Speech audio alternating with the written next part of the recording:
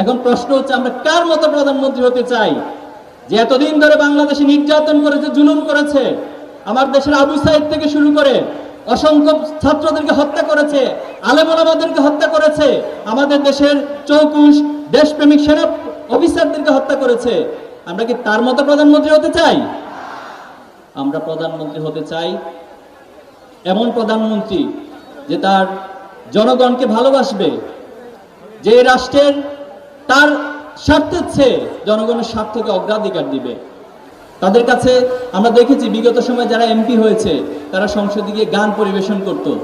আমাদের দেশের মানুষের কষ্টবর্জিত কোটি কোটি টাকা ব্যয় করে যে সংসদ, সেখানে কথা ছিল মানুষের ভাগ্যের পরিবর্তনের জন্য পলিসি নির্ধারণ হবে, অথচ তারা সেই সংসদে গিয়ে মমতাজকে দিয়ে গান গাইছে। আমরা দেখছি না?